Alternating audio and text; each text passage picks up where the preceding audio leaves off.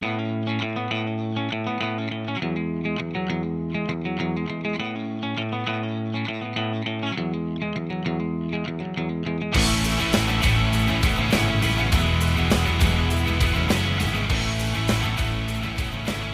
모두 경매 이야기 강윤식입니다.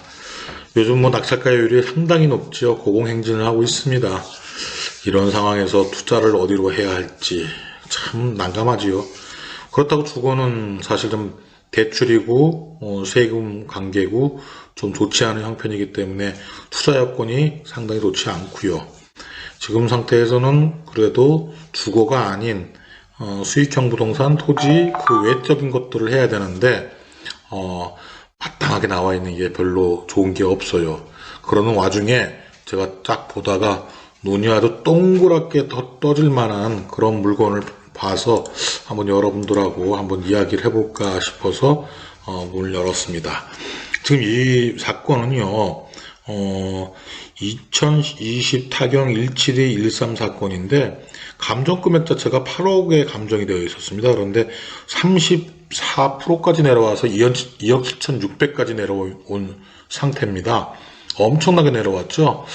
여기가 동탄 지역인데 동탄이 신생도시라서 보니까 굉장히 상권 흡수가 빨라요. 그러니까 어떤 지역의 상권이 이제 걸음마 단계에서 뭔가 형성이 되려고 그러는데 바로 옆에 더 큰 상권이 확 생김으로써 쏠림 현상이 있어 옆으로 다 쏠려간다든가 또는 뭐 그런 상권에 의해서 일반 상권이 만들어졌는데 또 그보다 더 큰 상권이 생김으로써 다시 쏠려간다든가 뭐 이런 일들이 엄청 많아지기 때문에 이 신도시 상권들은 굉장히 많이 봐야 할 게 많이 있습니다. 사실 쏠림 현상이 많이 있기 때문에요.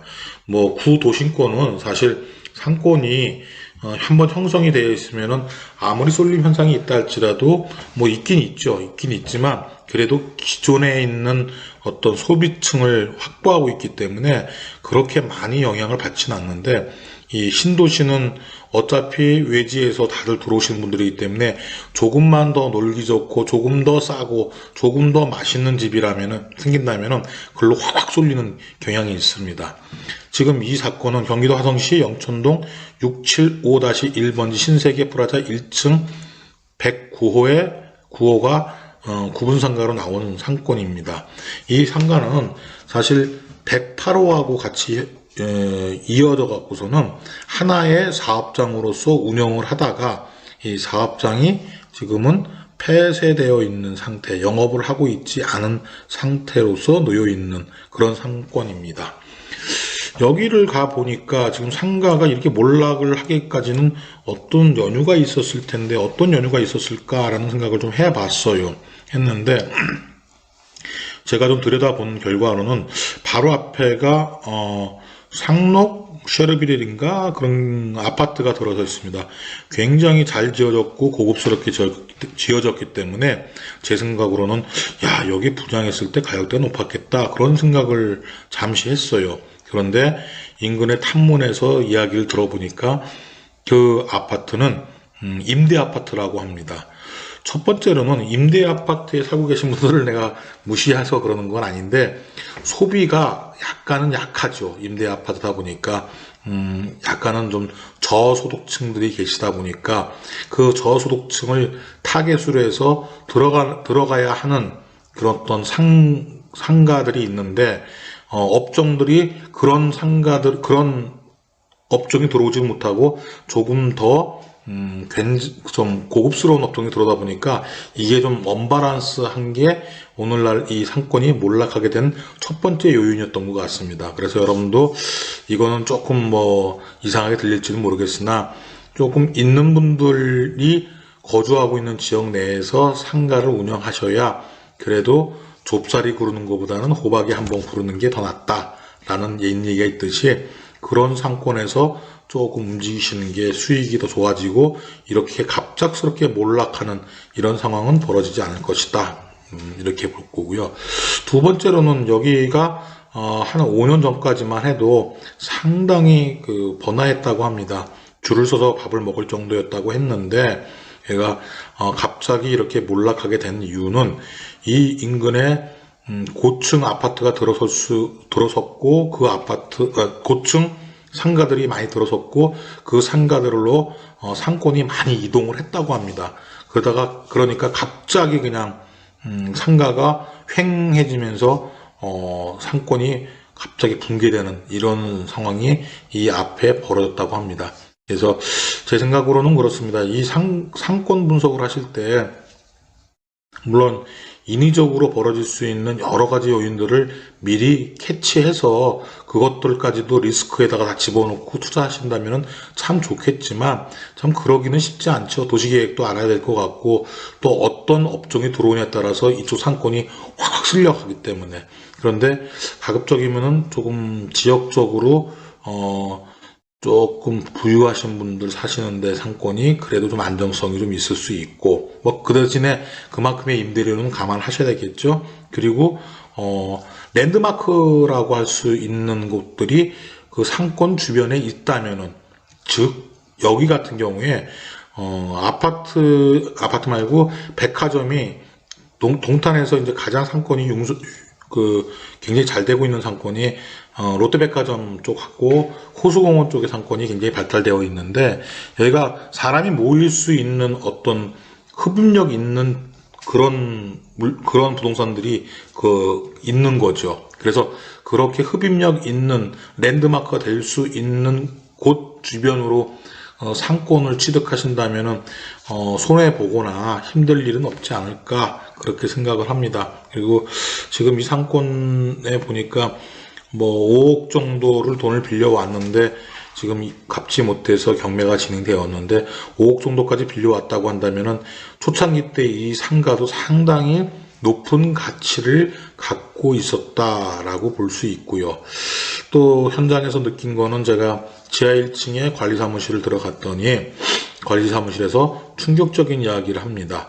지금 여기에 관리비가 약 800 정도 밀려 있습니다.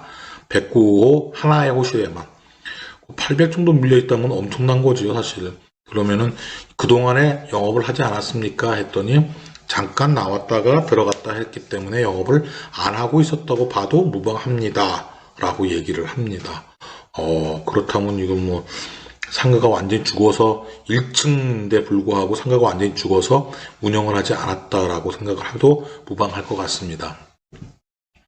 여러분들이 만약에 이 8억짜리에 감정된 이 물건을 지금 2억 7천대에 잡아서 이거를 상당히 활성화될 수 있는 업종을 들이거나 본인이 운영하셔서 수익을 극대화시키거나 임대료를 극대화시킬 수 있다면 이 상가는 8억대로 올라갈 수 있을 겁니다.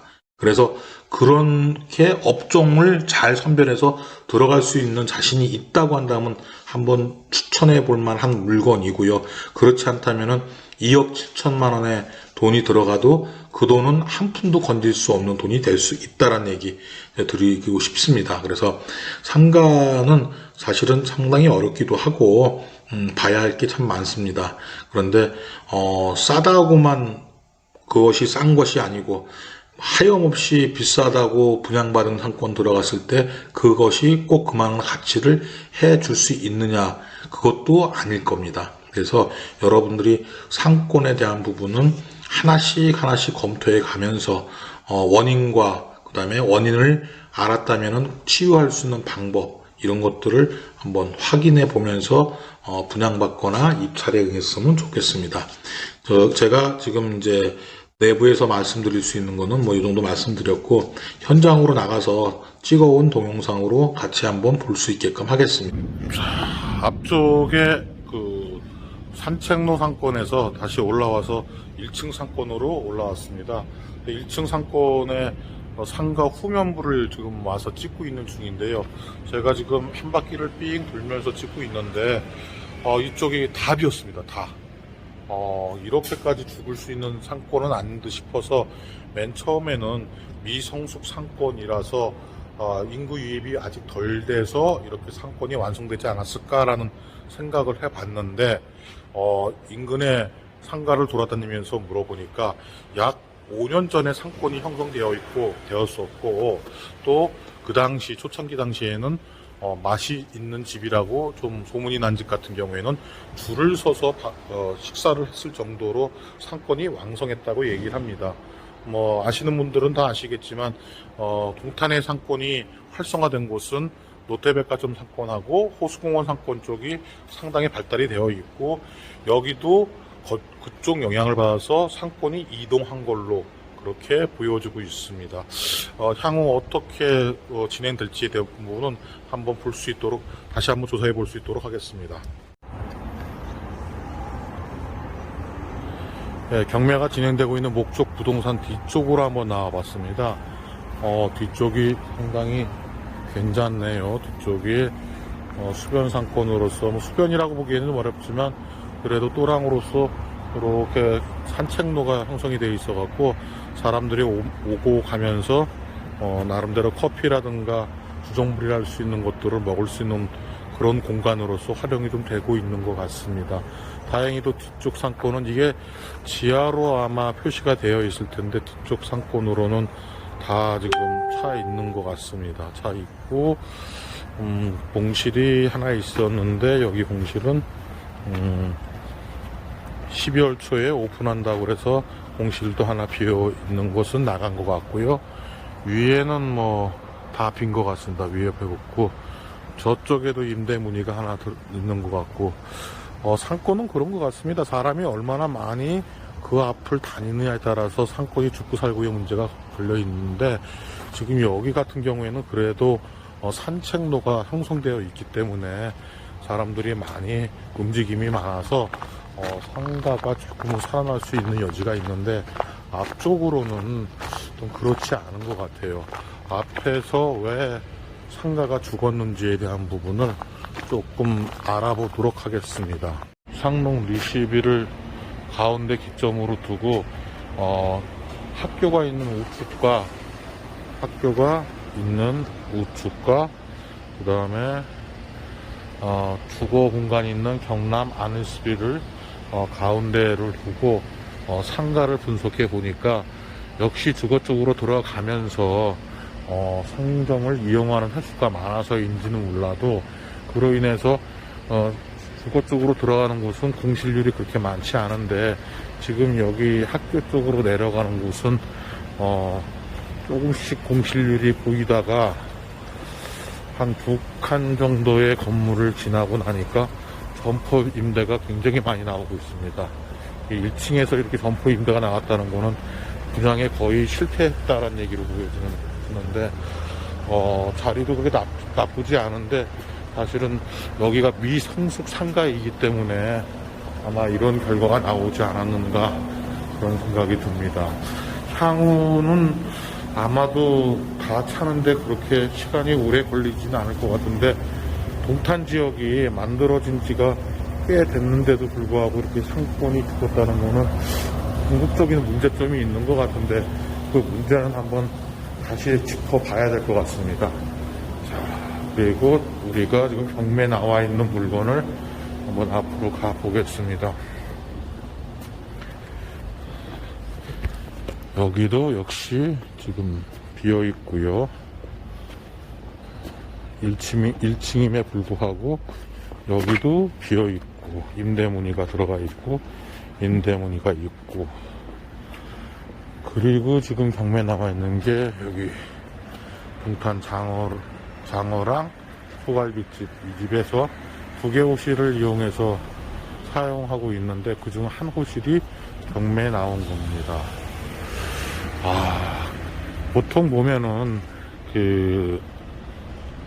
학교가 들어가 있으면은 학교가 인파가 몰리는 지역이기 때문에 그쪽으로 향하는 지역 쪽으로는 상권이 대부분 살게 되어 있습니다. 그런데 학교가 있음에 불구하고도 이렇게 상권들이 많이 죽어서 경매에 나오거나 임대 문의가 붙어 있다는 것은 저쪽 경남 안으스빌이 굉장히 강력한 그 흡입력을 갖고 있던지, 아니면은 이쪽에 상권이 끊겼다라는 약점 때문에 그런 건지에 대해서는 조금 더 생각을 해봐야 될 부분이 있습니다.